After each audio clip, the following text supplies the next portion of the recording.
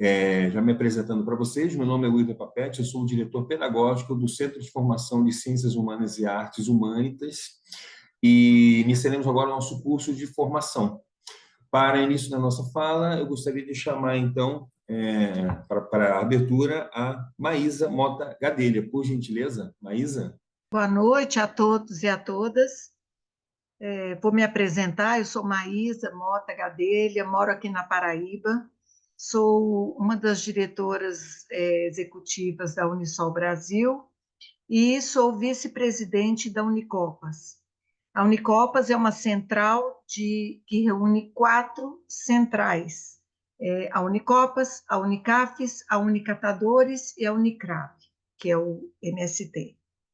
Então, esse curso de incidência, de qualificação em incidência internacional, ela faz parte de um projeto que a Unisol Brasil conseguiu aprovar junto à União Europeia, e esse curso, que é de supra importância para nós sabermos chegar nas instâncias internacionais, para nós sabermos como fazermos essa aproximação com instituições internacionais, estava incluído no projeto.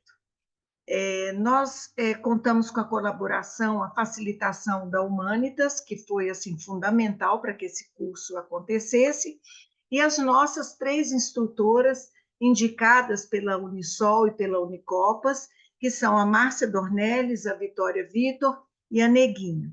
São 3 pessoas experientes, de vivência na economia solidária, e que eu acho que vocês não poderiam estar em melhores mãos do que com essas 3 pessoas, que foram cuidadosamente escolhidas para estarem aqui com vocês.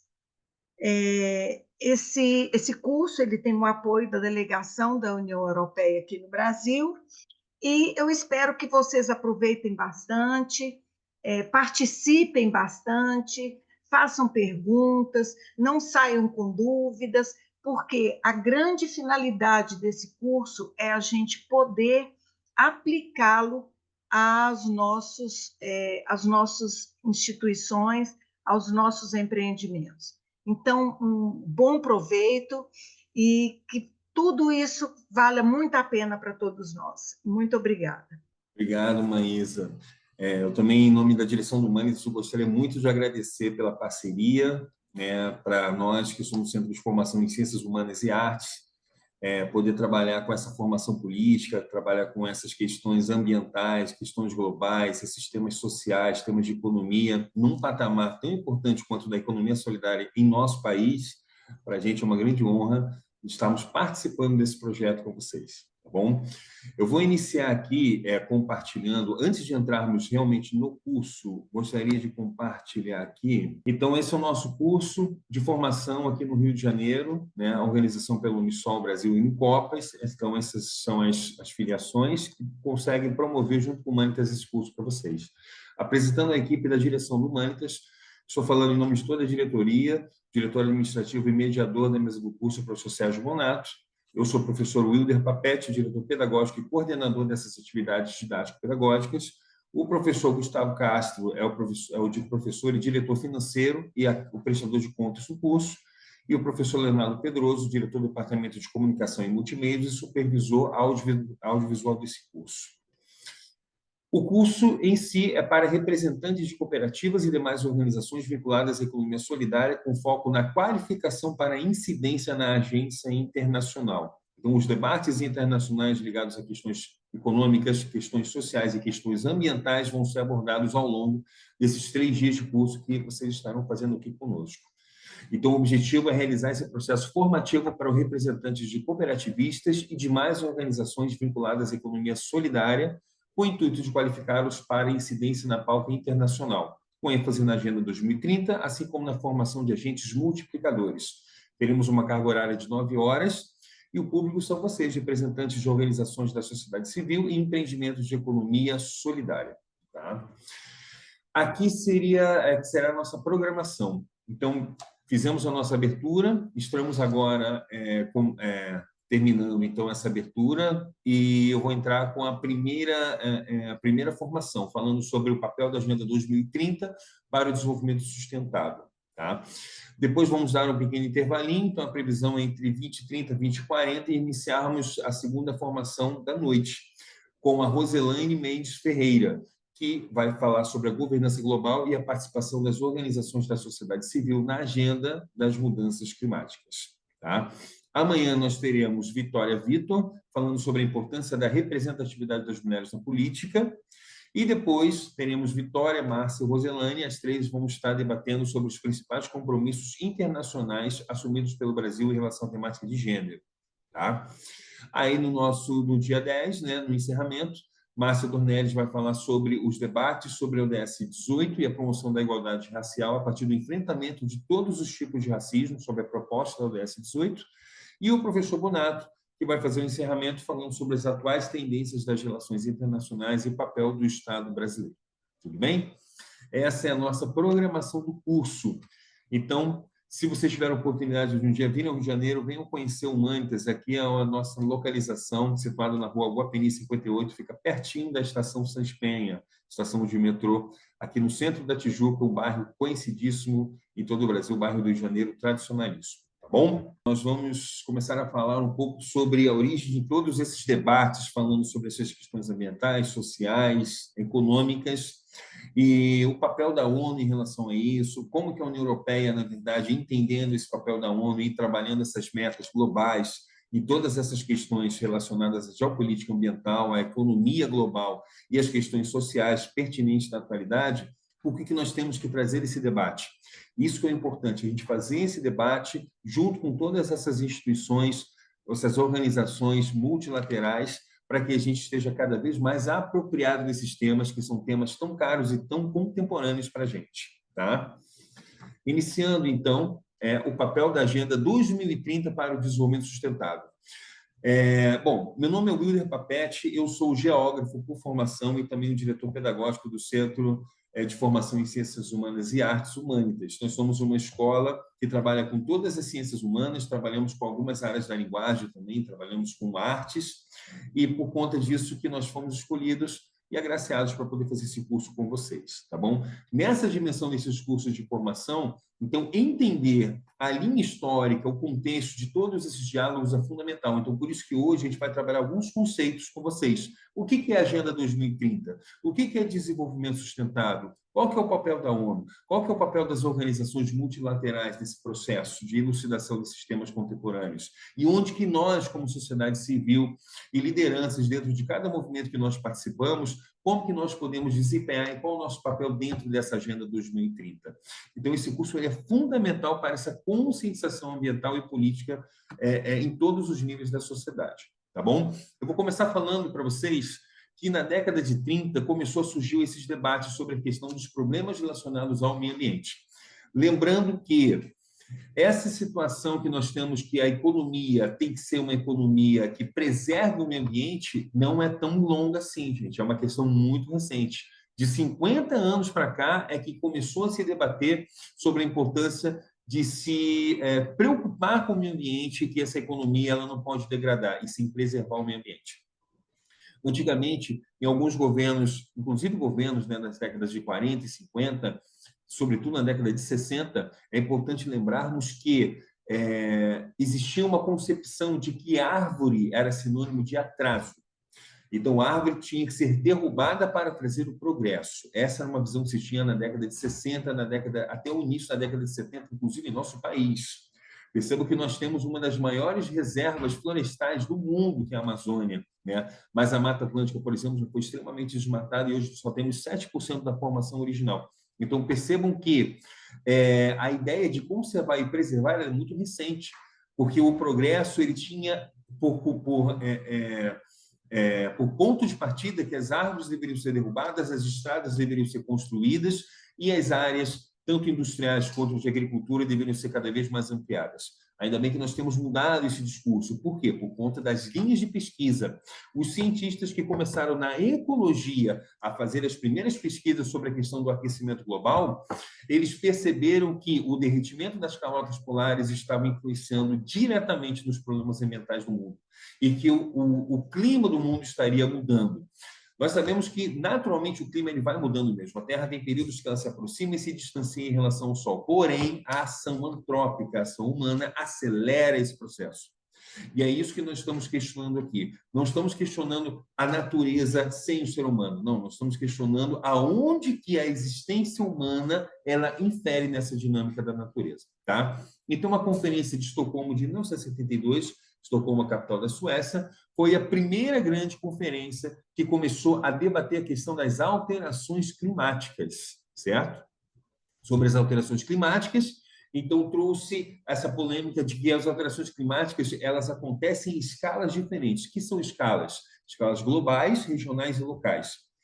Então, é importante a gente entender qual é o tipo de alteração climática que a gente está falando. Primeiramente, clima.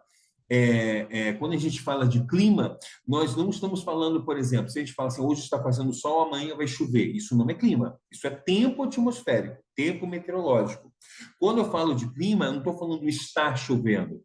O clima é quando eu me refiro, essa cidade é chuvosa. Quando eu falo isso, eu estou me referindo ao clima. Tá? Então, essa é a diferença dos verbos. Verbo ser é o clima, verbo estar é o tempo atmosférico. Então, quando estou falando do que está mudando, estou falando realmente de uma alteração. Os cientistas, os climatólogos, climatologistas, eles costumam entender que uma mudança climática é uma mudança em relação aos níveis que ocorrem a cada 30 anos. Se você tem 30 anos de tempo chuvoso em uma determinada região e, de repente, para de chover, eu não posso chamar isso de alteração climática. Mas se eu perceber que a cada ano a quantidade de chuva tem diminuído em uma determinada região, então existe, sim, uma previsão de alteração climática aí, certo? As alterações climáticas, então, podem ser globais, que são decorrentes do aumento do efeito estufa. Lembrando que o efeito estufa ele é importante para a manutenção da vida no nosso planeta, porque a luz solar ela vem do Sol em direção à Terra, ela passa pela atmosfera, o planeta Terra ele esquenta e devolve esse calor para a atmosfera, como se na verdade a Terra fosse uma chapa, né? Mas essas chapas de fazer lanche, de fazer sanduíche, como se fosse mais ou menos uma chapa como essa, né? Então, à medida que a chapa está esquentando, o planeta está esquentando, ele vai devolvendo esse calor, o ar em volta, que seria a nossa atmosfera. Consequentemente, o efeito estufa é isso. Se a chapa está esquentando demais, então o aumento do efeito estufa é que pode gerar o aquecimento global. Então, é importante, o efeito estufa não é ruim, o aquecimento global é. Então, o que é o aquecimento global? É o aumento do efeito estufa. O que pode provocar o aumento do efeito estufa? Aí você tem emissão de gases poluentes, você tem atividade agropecuarista indiscriminada, você tem a derrubada das florestas que vão manter algumas áreas úmidas no globo, você tem o derretimento das calotas polares, tudo isso irá provocar aumento do efeito estufa e, consequentemente, o aquecimento global. Beleza?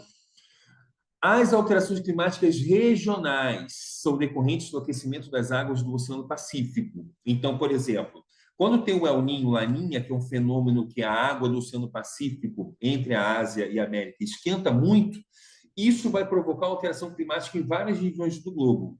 Aqui na região da costa do Brasil, da costa litorânea brasileira, região costeira, ela vai provocar um aumento de chuvas. Então, se você tiver um aumento de chuvas, começou a chover muito mais do que o normal, é porque está acontecendo o El Niño. E a região que não chove tanto começa a chover muito, essa é a alteração climática regional. E regiões que já são muito úmidas, como, por exemplo, a Amazônia, que chove todo dia, e de repente a gente vê na televisão que está tendo seca na Amazônia, numa região que sempre choveu, esse é o efeito do El Niño. Ou seja, o El Niño acontece lá no Oceano Pacífico, ele pode provocar chuva excessiva na costa brasileira e pode provocar, por exemplo, menos chuvas, né, chuvas mais escassas na Amazônia, forçando um processo chamado de desertificação. Por que existe o El Niño? Ninguém sabe dizer o porquê. Ainda estão estudando o que seria o El Niño. O problema é que essas pesquisas científicas elas não podem ser bancadas só por um país. elas têm que ser bancadas por vários países do mundo. Então, tem que haver uma união desses cientistas em todo o planeta, uma união em relação aos investimentos que vão ser feitos para essas pesquisas, para que possa haver uma pesquisa de uma maneira global.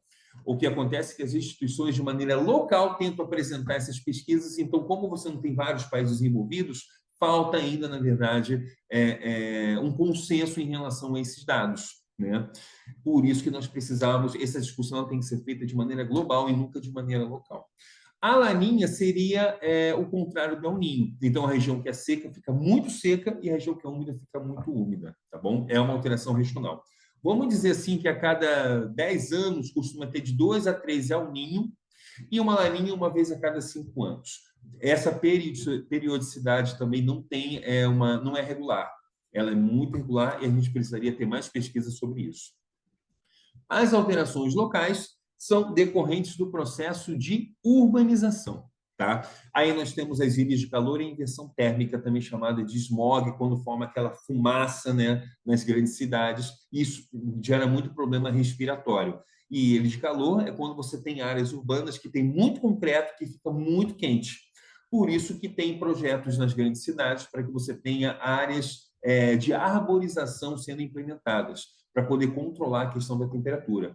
Quem mora em cidade grande, capital, sabe que na região central é muito mais quente do que nas regiões periféricas.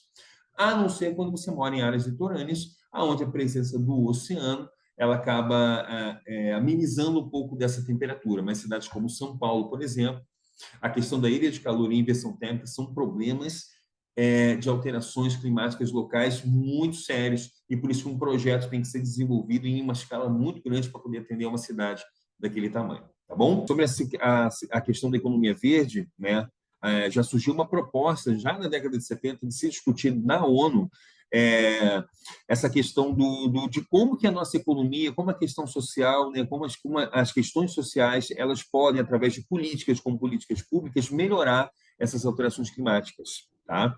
E aí, essas discussões foram feitas nas conferências, nas cúpulas do meio ambiente, do clima, que acabaram sucedendo, né, às conferências de 1972. Tá? Bom, então, vamos lá. O que seria o desenvolvimento sustentável? O desenvolvimento sustentável é um desenvolvimento, resumidamente falando, gente, é um desenvolvimento que satisfaz a necessidade da população do presente sem comprometer as gerações futuras. Isso no relatório da Comissão Brundtland, de 1972, que foi a comissão dessa cúpula do meio ambiente, ela entende que nós não podemos comprometer as gerações futuras para atender uma necessidade econômica presente nossa. Então, surgiu nesse primeiro momento, o termo sustentabilidade. Essa sustentabilidade, primeiramente, foi atrelada simplesmente à questão econômica. Mas, com o passar do tempo, nós entendemos que não adianta a gente priorizar simplesmente a questão econômica em si, mas todo o crescimento econômico deve ser também acompanhado no crescimento social e crescimento ambiental. Por isso que eu tenho aqui as bases do desenvolvimento sustentável. A gente vai falar toda hora sobre isso. Para desenvolver a economia, nós precisamos desenvolver a sociedade, né, as organizações sociais, e precisamos também trabalhar a questão da preservação e da conservação do meio ambiente. Tá bom? Então, os requisitos para a gente termos desenvolvimento sustentável e conseguir agregar valor às nossas ações econômicas, sociais e ambientais. Primeiro, integrar conservação e desenvolvimento. Aqui tem um conceito, gente, que é fundamental a gente entender. Existe uma diferença entre preservar e conservar. Por que eu não estou usando a expressão preservação? Porque preservar, quando eu falo de meio ambiente, preservar significa não tocar. Na preservação, você não toca a floresta, você não toca a área de... Quando você tem áreas de proteção e preservação permanente, você não pode nem ocupar aquela área, não pode morar, não pode extrair os recursos necessários. Tá? Isso são áreas de preservação ambiental. Já as áreas de conservação, a conservação ela prevê o manejo sustentável. Ou seja, você pode morar, você pode extrair os recursos, mas sem depredar, sem degradar o meio ambiente. Então, quando falamos de economia sustentável, nós estamos falando de conservação ambiental. Então, vamos supor, lá na Amazônia, você pode continuar extraindo alguns recursos da Amazônia? Pode. Né? Existem pessoas que acabam colhendo apenas aquilo que as árvores acabam jogando no chão, que você apenas as frutas. Então, aí você consegue conservar, você consegue desenvolver a economia, mas não necessariamente não depredar. Cortar uma árvore, não. Aí você não está, você está degradando. Tá? Então, a conservação ela prevê um manejo sustentável. Segundo, você precisa satisfazer a necessidade básica do ser humano. Tá? Então, a economia precisa garantir que o ser humano tenha aquela dignidade, né? A dignidade social, a dignidade política e a dignidade de ser cidadão. Aqui nós temos, então, o desenvolvimento sustentável. Ele tem 3 pilares: o desenvolvimento econômico, que estão apoiado pela economia verde, a inclusão financeira e o comércio justo. O desenvolvimento ele tem que ser social, que é educação acessível, igualdade de gênero e saúde para todos, e o ambiental, com energias renováveis, conservação da biodiversidade e gestão de resíduos. Né? Então, grande parte do pessoal que tem esse trabalho aqui com os catadores é tão importante nessa questão ambiental que a gente está falando aqui hoje. Tá? Então, vou dar aqui um exemplo, falando sobre a questão da agricultura. Né? Uma das propostas é fazer a integração lavoura, pecuária e floresta, o ILPF. Né?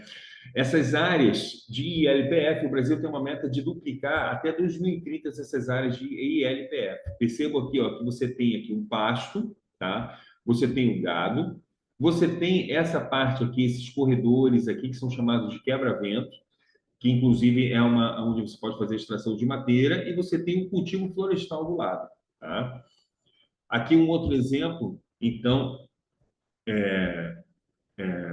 de como que você pode organizar a lavoura, que é o L, a pecuária, que é o P, a floresta, que é o F. E aqui um esquema mostrando de como vai funcionar a área da lavoura, a área da pecuária e a área da floresta, e onde elas se interligam. Então, num mesmo espaço, você tem uma alta produtividade. Isso substitui totalmente a agricultura intensiva e a pecuária extensiva. Ou seja, você tem uma pequena propriedade, um minifúndio, por exemplo, onde você pode ter um assentamento rural, ali você consegue produzir tudo aquilo que é necessário, tanto para a questão dos alimentos ligados, né, às plantas, quanto para a questão da produção de carne e leite, e ao mesmo tempo com a agricultura florestal, que essa determinação da floresta, você pode ter os mais diversos gêneros, sejam eles rasteiros, médio porte ou grande porte também. Tá? Uma das soluções também em relação à agricultura sustentável é o plantio direto, que é uma técnica de semeadura na qual a semente é colocada no solo não revolvido, sem prévia aeração ou gradagem leve niveladora, usando semeadeiras especiais. Então, aqui uma solução para a agricultura intensiva, o que normalmente eles fazem? O que o trator faz? Eles fazem um arado, eles revolvem o solo. Remover o solo é um problema porque você tira aquela matéria orgânica do solo, você tira aquelas raízes do solo e você acaba matando o solo. Esse é o problema da aração. Sem contar que ela acaba gerando, né, pode provocar processos erosivos, como por exemplo a vossoroca. Quando você tem um plantio direto, você preserva, na verdade, a palha sobre o território, né, sobre a área. Você somente vai cavando um buraco onde você vai colocar semente e, consequentemente, você degrada menos o solo com o plantio direto. Tá? As principais premissas do plantio direto são, então, não remover o solo. Olha aqui o solo da agricultura convencional, como é que ele fica? Pobre. Já o solo orgânico, o solo que não foi revolvido, olha a diferença dele. Então, na esquerda, você tem aqui o solo convencional, o solo que fica mais compactado, fica pobre, fica seco, e o solo, quando você não revolve ele, olha como ele fica mais rico, né, de matéria orgânica. Então, a primeira técnica de não remover o solo passa a ser fundamental. Segundo, formar palha. A palha ela vai proteger também esse solo da erosão, da vossoroca, sem contar que é mais matéria orgânica que fica sobre o solo. Aqui você tem o cultivo da soja, né, que é onde você faz o cultivo direto, e a palha ela fica em meio a essa soja. Então você não precisa limpar o solo depois que você faz a colheita. Você deixa a palha e utiliza essa palha para deixar o solo com mais rico ainda em matéria orgânica. E a rotação de cultura. Porque se você plantar, por exemplo, cana num determinado terreno, planta cana no ano, planta no segundo ano, planta no terceiro ano, no quarto ano, o solo já está completamente estéril. Então, o que você faz? Você planta, na verdade, uma determinada cultura, depois você deixa o solo descansar no ano seguinte. No outro ano, você planta uma outra cultura diferenciada, não vai plantar mesmo no primeiro ano. Tá? Então, aqui você tem um exemplo de soja e milho. No ano seguinte, você vai inverter. No outro ano, você deixa descansar. Tá? E aí, essa rotação de culturas vai fazer com que você tenha um solo produtivo por muito mais tempo, diminuindo a questão do impacto ambiental e aumentando a possibilidade de produção e produtividade nessa área, mesmo sendo uma pequena propriedade. Bom, falamos de desenvolvimento sustentável, tivemos algumas soluções relacionadas à economia verde, agora vamos falar da Agenda 2030, tá? O que é a Agenda 2030? A Agenda 2030 para o Desenvolvimento Sustentável é um plano de ação global da Organização das Nações Unidas, a ONU, que tem como objetivo principal colocar o mundo em um caminho mais sustentável e resiliente até 2030, tá? A Agenda 2030 é o guia para a comunidade internacional que reúne 17 Objetivos de Desenvolvimento Sustentável, as ODS, e 169 metas. Esses objetivos e metas abrangem as 3 dimensões de desenvolvimento sustentável: a dimensão social, ambiental e a dimensão econômica. Tá? A Agenda 2030 baseia-se em 5 princípios orientadores, conhecidos como os 5 P's, que são pessoas, planeta, prosperidade, paz e parcerias. Ok? Aqui, no próximo slide, o tema central da Agenda 2030 é ninguém é deixado para trás. O plano pode ser colocado em prática pelo governo, sociedade civil, setor privado e por cada cidadão comprometido com as gerações futuras. Então, olha esse papel aqui. Ó. Nesse momento, nesse curso, pessoal, nós estamos nos envolvendo nesse projeto. Tá? Ninguém deixado para trás, é isso que nós estamos fazendo. Todo mundo aqui tem que ser incluído, porque essa meta é uma meta global e a gente faz parte do cumprimento dessa meta. Tá bom? O que são as chamadas ODS? Então, olha só, ODS são os Objetivos do Desenvolvimento Sustentável. Lembrando que esses debates começaram lá em 1972, na cúpula do meio ambiente, né, da Comissão Brundtland, na Suécia. Aí nós começamos a falar em Objetivos do Desenvolvimento Sustentável a partir do ano de 1992, com a Agenda 21. Vocês lembram da Rio 92, uma das maiores conferências para o meio ambiente que aconteceu aqui no Rio de Janeiro em 1992? Pois é, ali se discutiu quais são os objetivos para o século 21. Nem estavam no século 21, já estavam discutindo então esses objetivos, tá? Isso foi em 1992. Em 2000 aconteceu a Cúpula do Milênio. Essa cúpula do milênio foi lá em Nova York, na sede da ONU, e aí aprofundou-se os temas que discutiu-se em 1992. 20 anos depois da Expo 92, a Rio 92, nós tivemos a Rio +20, a Conferência das Nações Unidas sobre Desenvolvimento Sustentável. Então, percebam, antes falava-se apenas sobre clima, sobre alteração climática e sobre a degradação do meio ambiente. Depois passou-se a falar sobre o conceito de desenvolvimento sustentável. Só que não adianta você cobrar desenvolvimento sustentável se você não tem essa prática, se você não tem essa discussão, se você não tem esse envolvimento de todas as camadas da sociedade civil. Então, é isso que você falou na Rio +20. Como que a economia verde, como que o desenvolvimento sustentável, como que nós podemos fazer isso chegar até aquele pequeno produtor, chegar até os catadores de materiais reutilizáveis, chegar até os professores das escolas públicas, chegar até as comunidades que são carentes de investimento social por conta de uma deficiência de algumas políticas públicas para elas. Então, é isso que se discutiu na Rio +20. Em 2015, onde surgiram realmente as 17 ODS e foram estipulados quais seriam esses objetivos para o desenvolvimento sustentável. E aí assumiu um acordo de que nós teríamos uma agenda em 15 anos em estar cumprindo e batendo essa meta, né, das ODS em relação à ONU, tá bom? Assim a gente estaria transformando o nosso mundo e podendo fazer, através desse envolvimento global, conseguir um mundo que não somente o mundo que nós idealizamos, mas o mundo que nós queremos e precisamos, tá bom? Essas são as chamadas 17 ODS. Essa imagem aqui é bacana porque ela organiza através dos 3 pilares. Lembra do primeiro pilar, né? O meio ambiente, né? O pilar ambiental, o pilar social e o pilar econômico. Então, nós temos 4 ODS que vão para o pilar ambiental aqui na base, que é a biosfera, né? Que não é somente a atmosfera por conta do clima, mas também é a biosfera por conta dos seres vivos que estão relacionados com a atmosfera, com a geosfera. E aí, a biosfera, nós temos 4 ODS para ela: a ODS 13, a ODS 14, a ODS 6 e a ODS 15. A ODS 13, ação contra a mudança global do clima. A ODS 14, vida na água. ODS 6, água potável e saneamento. E ODS 15, vida terrestre. Tá? Em relação aos Objetivos de Desenvolvimento Sustentável para a Sociedade, nós temos a 1, a 11, a 16, a 7, a 3, a 4, a 5 e a 2. Tá? Então, a ODS 1, erradicação da pobreza. ODS 11, nós temos aqui a relação das comunidades sustentáveis, cidades e comunidades sustentáveis, soluções para essas cidades. A ODS 16, paz, justiça e instituições eficazes. ODS 7, nós temos energia limpa e acessível para todo mundo. ODS 3, saúde e bem-estar. ODS 4, educação de qualidade. ODS 5, igualdade de gênero. E a ODS 2, fome zero e agricultura sustentável. Então, por isso nós falamos sobre agricultura sustentável ali atrás, tá bom?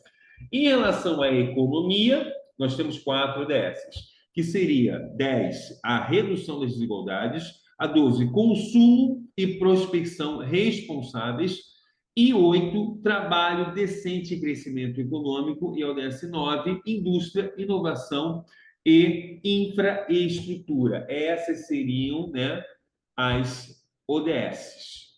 Além da 17, que é a última ODS, que seriam as parcerias e meios de implementação. Aqui uma organização de todas as ODSs, ó, da 1 a 17, aqui eu acho que vocês vão conseguir ver melhor que elas estão na sequência, só que estão misturadas entre os 3 pilares.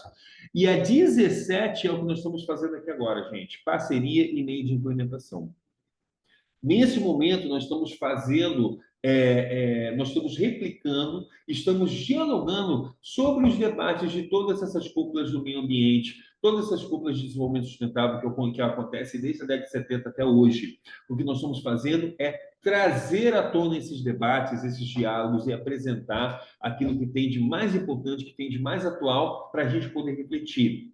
Como que nós levamos todos esses diálogos para nosso cotidiano, para os lugares onde nós representamos a partir de nossas lideranças? Então, hoje nós estamos fazendo essa ODS 17 ser cumprida nesse curso aqui, ó. Ainda tem mais um espaço aqui para Objetivos de Desenvolvimento Sustentável para uma ODS 18, né? Então, o que poderia ser essa ODS 18? Nós estamos falando hoje, nós temos um projeto do governo federal, nós já participamos assiduamente na ONU do debate de todas as 17 ODSs. Mas hoje, o nosso presidente Lula tem promovido muito a questão do debate para o ODS 18, a questão da igualdade étnico-racial. Então, esse tema é um tema muito caro para a gente também, só que não vai ser discutido aqui por mim, tá? Depois, quem vai discutir esse tema são as outras palestrantes que vão estar fazendo essa reflexão sobre esse tema, tá bom?